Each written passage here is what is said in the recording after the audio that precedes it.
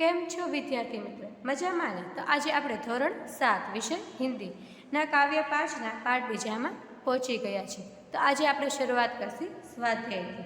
તો સ્વાધ્યાય પ્રશ્ન નંબર 1 છે, પ્રશ્નો કે ઉત્તર लिखिए. તો તેમાં પહેલો ક્વેશ્ચન છે, હિન્દવાસીઓ में कैसी विविधताएं है. હવે આ જે પ્રશ્નના જવાબ હું બોલું છું એ તમારે નોટબુકમાં લખી લેવાના રહેશે.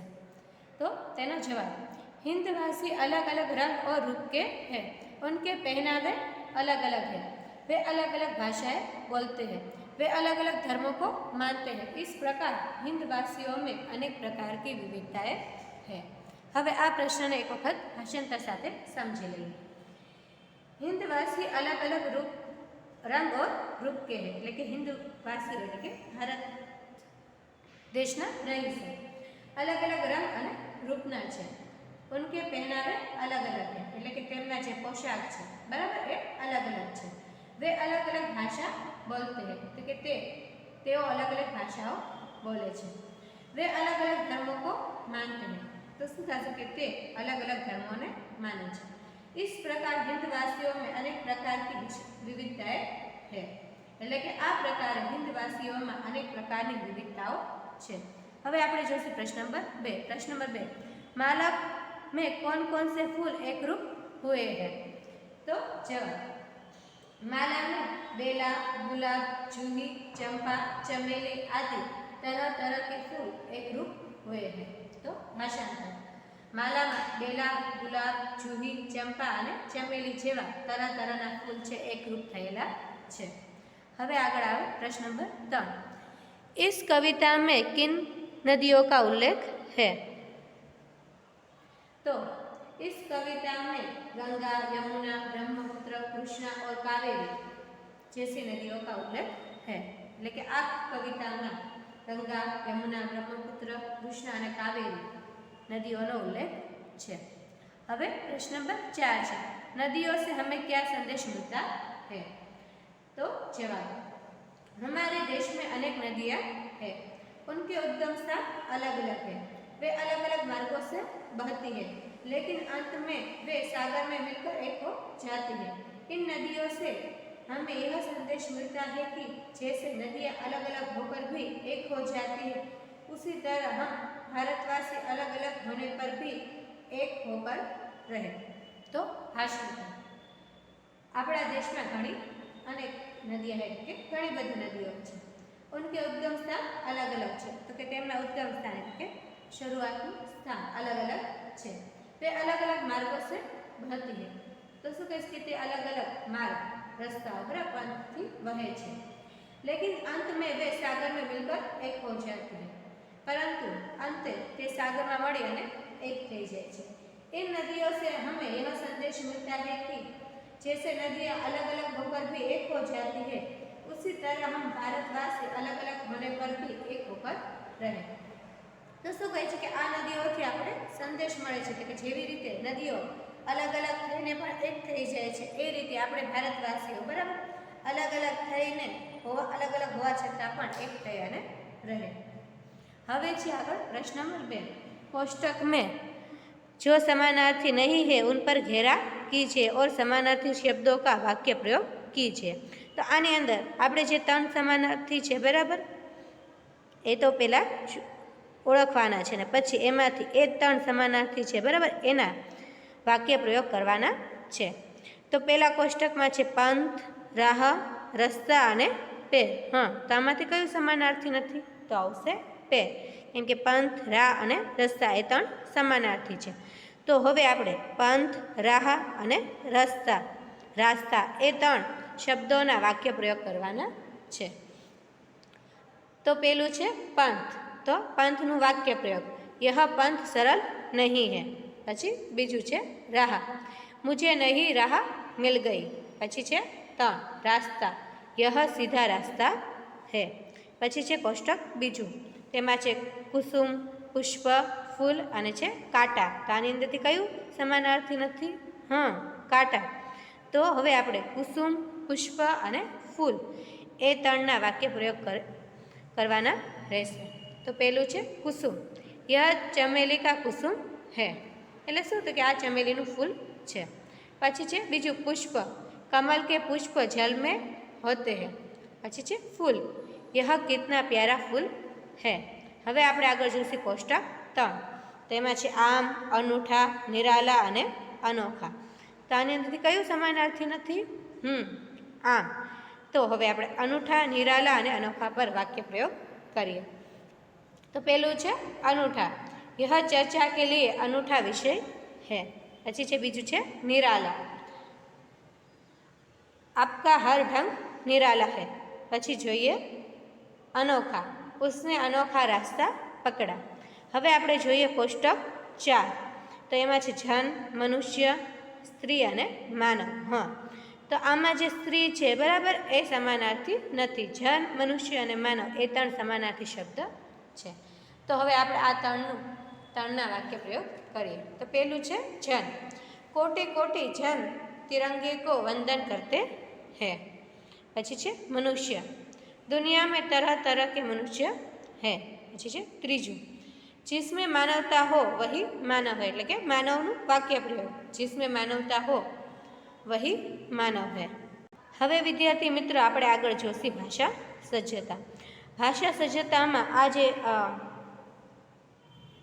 આ જે વાર્તાલાપ આપેલો છે બરાબર એ વાંચવાનો છે અને તેમાંથી તમારે વ્યક્તિવાચક સંજ્ઞા છે બરાબર એને ઓળખવાની છે। તો તમે મિત્ર જોજો કે આની અંદરથી વ્યક્તિવાચક સંજ્ઞા કઈ કઈ છે। તો પહેલામાં છે પ્રિયંકા, પ્રિયંકા મીનાને કહે છે, मीना आज तू चुपचाप क्यों बैठी है, मंदिर नहीं जाना, मंदिर नहीं आना। પછી मीना, नहीं मेरा मन नहीं लगता। પછી प्रियंका, अरे हाँ आजकल तुम बहुत खेल रही हो ना। तो मीना આગળ બોલે છે, मीना मैं क्रिकेटर बनना चाहती हूँ पर मुझे खेलना रास नहीं आया। પછી प्रियंका पूछे છે क्यों, कल मैं मोहल्ले में खेल रही थी तब गेंद ने सीमा मौसी के घर की खिड़की का कांच तोड़ दिया, उन्होंने माँ से शिकायत कर दी। तो कहे छे प्रियंका, ओ अब समझी तेरी उदासी का राज, खेलते समय दूसरों का भी ख्याल रखना चाहिए, आपकी बात बिल्कुल सच्ची है, अब मैं ध्यान रखूंगी। आ है पैराग्राफ। હવે તેમાંથી જો अब आप बताइए उपर्युक्त सवाल में से व्यक्तिवाचक संज्ञा छाटकर लिखिए। तो હવે આ જે સવાલ હતો તેમાંથી તમારે વ્યક્તિવાચક સંજ્ઞા છે બરાબર એ લખવાની છે। તો એમાં કયા, હવે વ્યક્તિવાચક સંજ્ઞાના બારામાં લખતા પહેલા આપણે થોડુંક સંજ્ઞા વિશે જાણી લઈએ। તો વ્યક્તિ, વસ્તુ, પ્રાણી, સ્થાન, જાતિ, ગુણ, ભાવ કે અવસ્થાના નામને સંજ્ઞા બરાબર સમજ્યા બાળ મિત્રો। તો આમાંથી જે છે બરાબર પ્રિયંકા, મીના, સીમા એ કોઈ વ્યક્તિના નામ છે, કોઈ વ્યક્તિના વાત થાય છે તો તે આવશે વ્યક્તિવાચક સંજ્ઞામાં। તો હવે આપણે આ જે પેરેગ્રાફ છે બરાબર એમાં પ્રિયંકા, મીના અને સીમા એ 3 છે બરાબર એ વ્યક્તિવાચક સંજ્ઞા છે। તો આપણે અહીંયા લખી દઈશું, પહેલામાં પ્રિયંકા, બીજામાં મીના અને ત્રીજામાં सीमा। હવે આપણે આગળ જોઈએ પ્રશ્ન નંબર 2, इन व्यक्तिवाचक संज्ञा शब्दों के लिए जिन शब्दों का प्रयोग किया गया है उनकी सूची बनाइए। तो તમારે એ જોવાનું છે કે પ્રિયંકા બરાબર એ વ્યક્તિવાચક સંજ્ઞા માટે કયા શબ્દનો પ્રયોગ કરવામાં આવ્યો છે। તો આપણે આગળ જોયું કે મીના છે બરાબર એ લાસ્ટ પેરેગ્રાફની લાસ્ટ લાઇનમાં એવું કહે છે કે આપકી બાત બિલકુલ સચ્ચી હે, અબ મેં ધ્યાન રખુંગા। એટલે પ્રિયંકા, મીના છે બરાબર એ પ્રિયંકા માટે આપ એવા સર્વનામનો પ્રયોગ કરે છે બરાબર। તો એ આપણે અહીંયા લખી દેવાનું રહેશે। તો પ્રિયંકા માટે આપ શબ્દનો પ્રયોગ કરવામાં આવ્યો છે। પછી છે મીના માટે, તો મીના માટે જ્યારે પ્રિયંકા બોલે છે બરાબર ત્યારે તું, તુમ, મેરી, મેં, મુझे એવા સર્વનામનો બરાબર એટલે કે વ્યક્તિવાચક સંજ્ઞાના બદલે આ નામનો પ્રયોગ કરે છે। તો એ અહીંયા લખી દેવાના રહેશે, તું, તુમ, મેરી, મેં અને મુझे। હવે सीमा मौसी के लिए કયા વ્યક્તિવાચક શબ્દોના બદલે કયા શબ્દ વ્યક્તિવાચક સંજ્ઞાના બદલે કયા નામનો પ્રયોગ થયો છે? તો આવશે ઉન્હોને બરાબર। તમે જોયું ને કે મીના કહે છે બરાબર કે ઉન્હોને મેરી માँ से शिकायत कर दी बराबर। तो એની અંદર આવશે ઉન્હોને, मीना मौसी के लिए उन्होंने। હવે આગળ છે પ્રશ્ન નંબર 3, નીચે दी गई परिभाषा को पूर्ण कीजिए। तो શું છે, जो शब्द खाली जगह के स्थान पर प्रयोग होते हैं उन्हें सर्वनाम कहते हैं। तो આપણે જોઈ ગયા કે જે શબ્દ સંજ્ઞાના બદલે, બરાબર, જે રીતે કે પ્રિયંકા, મીના અને સીમા છે, બરાબર, એ શું છે, વ્યક્તિવાચક સંજ્ઞા. એના નામ પર, બરાબર, જે શબ્દ પ્રયુક્ત થાય એને શું કહેવાય, સર્વનામ કહેવાય. જે રીતે કે આપ, તુમ, મેરા, મેં, મુझे, उन्होंने, એ બધા સર્વનામ છે. તો ખાલી જગ્યામાં આવશે સંજ્ઞા. હવે આપણે આગળ જોઈએ પ્રશ્ન નંબર 4, वाक्यों को पढ़िए और बोलने वाले, सुनने वाले और अन्य व्यक्ति को सूचित करने वाले जिन सर्वनाम शब्दों का प्रयोग किया गया है उन्हें अलग छाट कर, बराबर, आ जे राउंड है, बराबर, एनी अंदर लखवानुं छे. तो एनी अंदर पहली है, मुझे बल्लेबाजी में मजा आता है. तो आमां कयो सर्वनाम है, अथवा कि बोलवावाळो, सांभळवावाळो के अन्य व्यक्ति है. तो एनी अंदर आवशे मुझे, केम के ए पोते बोले छे के मने बल्लेबाजीमां मजा आवे छे. तो मुझे शुं थशे, बोलने वाला. तो अहींया आवशे मुझे. पछी शुं छे, हम मैच जीत गए, बराबर, एटले के आ बोलवावाळा छे के आ अमे मैच जीती गया. तो हम केम आवशे, तो शुं आवशे, बोलने वाले, बराबर, एमां आवशे हम. पछी आगळ छे, तुम अच्छे क्षेत्र रक्षक हो. तो શેમાં આવશે, આ સાંભળવાવાળામાં, બરાબર ને, કેમ કે કોઈ વ્યક્તિ બોલે છે અને કોઈ બીજાને કહે છે કે તું સારો ક્ષેત્ર રક્ષક છે. તો તું એ સુનને વાલેમાં આવશે. સમજાય છે ને તમને બાળ મિત્રો? જો કોઈ વ્યક્તિ બોલતો હોય અથવા કે કોઈને કહેતો હોય, એટલે કે સાંભળવાવાળો વ્યક્તિ, કાં તો કોઈ ત્રીજા વ્યક્તિની વાત થતી હોય, બરાબર, તો એ શબ્દને, બરાબર, એ શબ્દના સ્થાન પર જે સર્વનામનો પ્રયોગ કરવામાં આવ્યો છે એને આપણે આની અંદર લખવાનું છે. તો પહેલાંની અંદર બોલને વાલેની અંદર મુझे, એટલે એ બોલે છે હમ, બરાબર, એ બોલે છે કે હમ મેચ જીત ગયે. હવે તુમ अच्छे क्षेत्र रक्षक हो, बराबर, એટલે આ કેમ આવશે, સુનને વાલે, બરાબર. પછી છે तुम्हारी गेंदबाजी का जवाब नहीं. તો આ પણ આવશે સુનને વાલેમાં, બરાબર. તો શું આવશે, तुम्हारी, બરાબર, આ શું છે, સર્વનામ છે. मुझे, हम, तुम અને तुम्हारी, બરાબર, સુનને વાલે વ્યક્તિની અંદર આવશે. સુનને વાલે વ્યક્તિના બદલે तुम्हारी જે સર્વનામ છે, બરાબર, એનો પ્રયોગ કરવામાં આવ્યો છે. હવે પાંચમું છે વહ કેપ્ટન હે, બરાબર. તો આ આવશે અન્ય વ્યક્તિનું સૂચિત કરે છે કે તે કેપ્ટન છે. તો એમાં આવશે વહ, આપણે લખવાનું છે.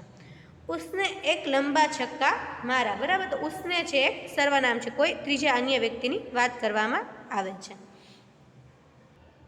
હવે આગળ છે પ્રશ્ન નંબર 5, विधानों को पढ़े और खुद के लिए प्रयुक्त सर्वनाम शब्द को छाट कर, बराबर, आमां लखवानुं छे. तो एमां पहेલું છે, તો પહેલાં તો એક વખત સૂચનાને સમજી લઈએ કે પોતાના માટે જે સર્વનામનો પ્રયોગ થયો છે, બરાબર, એને આપણે આમાં લખવાના છે. તો આમાં શું કહીશ કે અબ રાજીમ સ્વયં બલ્લેબાજી કરને આયા. તો સ્વયં શું છે, પોતાના માટે, બરાબર, કે હવે રાજી પોતે જ બલ્લેબાજી કરવામાં આવ્યો, એટલે કે પોતાના માટે પ્રયોગ કરેલો સર્વનામ છે. તો એની અંદર આવશે સ્વયં, બરાબર, અહીંયા આપણે લખવાનું રહેશે. પછી બીજામાં શું કહીશ કે મેં અપને આપ ચલા જાઉંગા, બરાબર. તો અપને આપ એ શું છે, પોતાના માટે, બરાબર, પ્રયોગ કરેલ શબ્દ છે. તો એની અંદર આપણે આની અંદર અપને આપ એવું લખી દેવાનું રહેશે. હવે આગળ ઇતના જાણીએ, બરાબર, એમાં બહુ ફાઇન એક છે વસ્તુ, તેને જાણી લઈએ. તો એની અંદર આપણે પુરુષવાચક સર્વનામ છે, બરાબર, એને જાણવાનું છે. તો એની અંદર પહેલું છે પુરુષવાચક સર્વનામ. जब हम बातचीत करते हैं तो कभी अपने बारे में, कभी श्रोता के बारे में, तो कभी तीसरी व्यक्ति के बारे में बात करते हैं. अंततः बातचीत करते समय हम 3 प्रकार के शब्दों का प्रयोग करते हैं. तो શું કહે છે કે જ્યારે આપણે વાતચીત કરીએ છીએ, બરાબર, ત્યારે કોઈક વાર આપણે આપણા બારામાં વાત કરીએ છીએ તો શ્રોતાના બારામાં, એટલે કોઈ જે કોઈ સાંભળતું હોય, બરાબર, આપણી વાત એના બારામાં વાત કરીએ છીએ, કાં તો કોઈ ત્રીજી વ્યક્તિના બારામાં વાત કરીએ છીએ. જેવી રીતના કે આપણે આગળના વાક્યમાં જોઈ ગયા. પહેલાં એ શું કહે છે કે મુझे બલ્લેબાજી મેં મજા આયા, એટલે કે પોતાની વાત કરે છે. પછી શ્રોતાની વાત કરે છે, જેમ કે તુમ અચ્છે ક્ષેત્ર રક્ષક હો, એટલે કે સાંભળનારને કહે છે કે તું એક સારો ક્ષેત્ર રક્ષક છે. અને ત્રીસરી વ્યક્તિ, બરાબર, એની અંદર આપણે જોયું કે વહ કેપ્ટન હે. તો જે વહ કેપ્ટન હે એ વહ છે, બરાબર, એ કોઈ ત્રીજા વ્યક્તિના બારામાં વાત કરે છે. તો આ 3 પ્રકારના લોકો છે, બરાબર, એ વાતચીતમાં આવે. એક તો बोलनार, बराबर कि जो अपने बारे में बोलता हो। पछी बीजू जो श्रोता हो एटले के सांभळनार अने कोई त्रीजो व्यक्ति कि जेना बारामां आपणे वात करता होय। आ 3 प्रकारना शब्दो छे एनो आपणे प्रयोग करीए छीए। तो एनी अंदर पहेलुं छे उत्तम पुरुष, बराबर। तो एनी अंदर छे कि मैं, हम, मुझे, हम, बराबर आदि। एटले के जो एक वचन हशे तो मैं आवशे ने बहुवचन आवशे, बराबर कि अमे हम मैं जीत गए, बराबर। अंदर घणा बधा लोको हता, बराबर। तो एनी अंदर आवशे हम। तो मैं अने हम, बराबर ए उत्तम पुरुषमां आवशे एटले के जे बोले छे, बराबर वक्ता छे एमां। पछी छे मध्यम पुरुष एटले के श्रोताना बारामां वात करे छे कि जे सांभळे छे, बराबर। तू, तुम, आप, बराबर एवा शब्दोनो प्रयोग करवामां आवे छे। तेनी अंदर तुझे अने तुम्हें ए पण आवे। हवे आगळ आपणे वात करीए अन्य पुरुषमां। ज्यारे कोई बे व्यक्ति वात करता होय अने कोई त्रीजी व्यक्तिना बारामां वात करता होय, बराबर कि वह कैप्टन है, एवी रीते जो वह, वे, उसे, उन्हें ए बधुं शुं आवशे? अन्य पुरुषमां आवशे। हवे आगळ आपेलुं छे कि निजवाचक सर्वनाम।